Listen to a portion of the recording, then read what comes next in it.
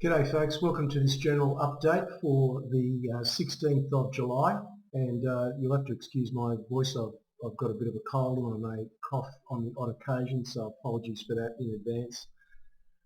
So another really interesting week that we've just seen, and I guess the most notable feature was the fact that gold really firmed up, and silver actually outperformed it by quite a long way. So we're seeing precious metals move considerably higher now on the expectation that governments around the world are going to continue to print money and devalue their currencies.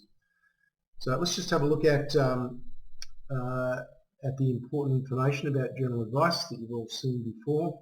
So just a summary of the main action for the week. The S&P index closed down 2.1% for the week, which wasn't too bad considering they had some fairly poor days. Excuse me.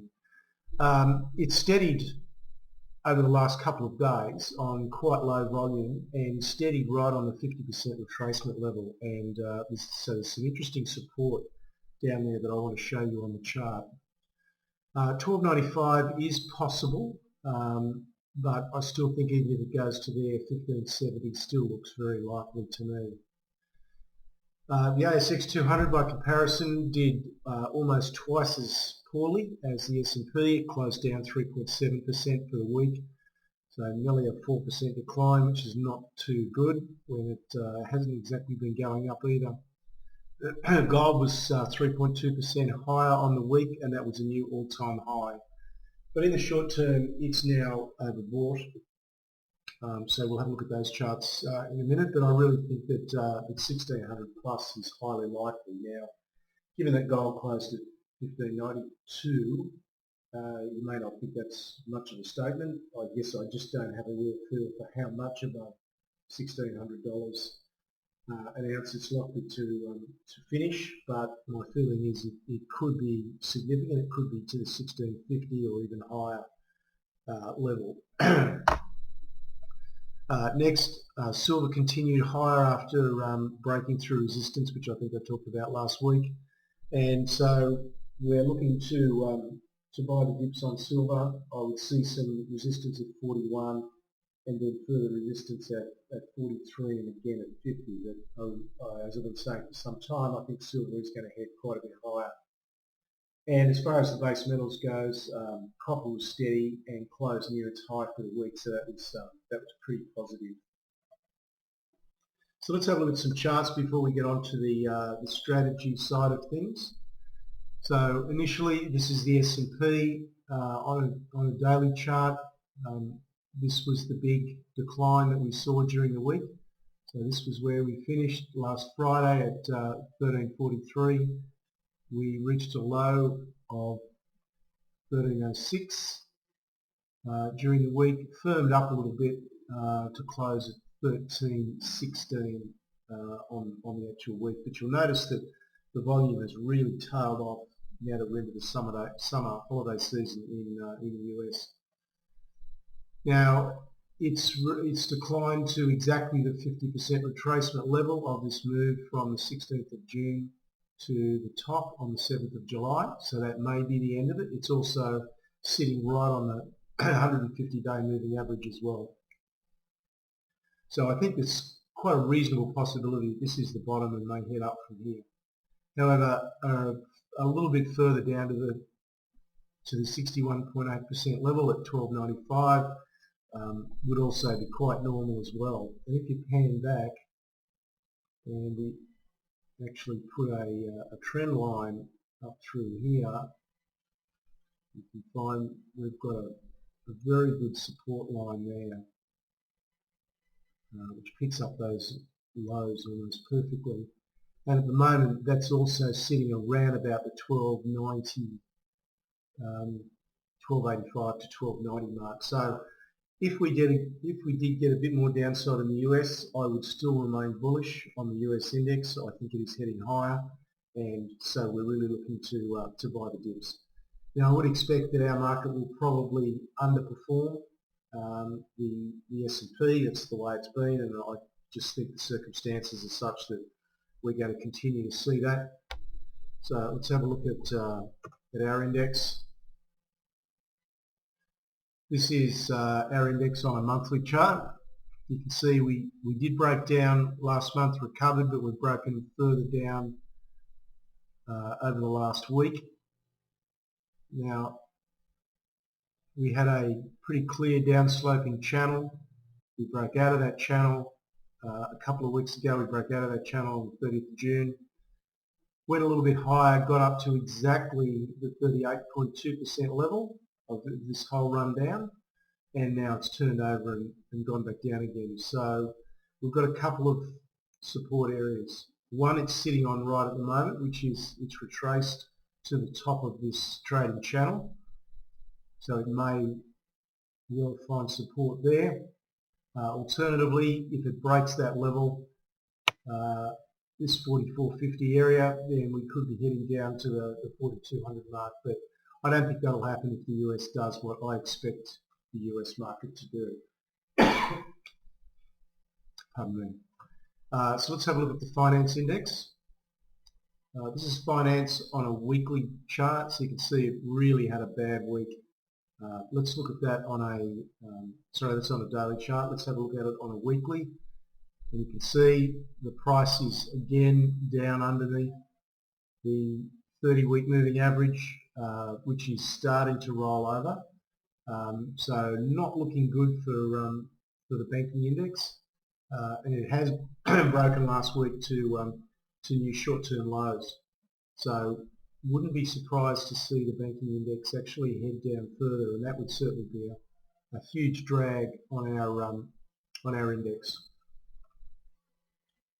You can see here on the materials index, this is a daily chart, very similar pattern to the ASX 200. We've had a breakout and then a retracement.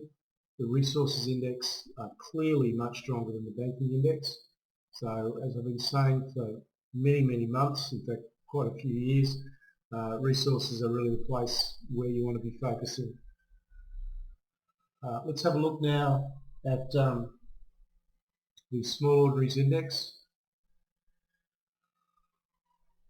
And the Small Ordinaries, you can see, actually held up pretty well. These were the declines on Monday and Tuesday, which followed some pretty ugly nights in the US. But since then, basically the Small Ordinaries Index is actually higher than it was on Tuesday night.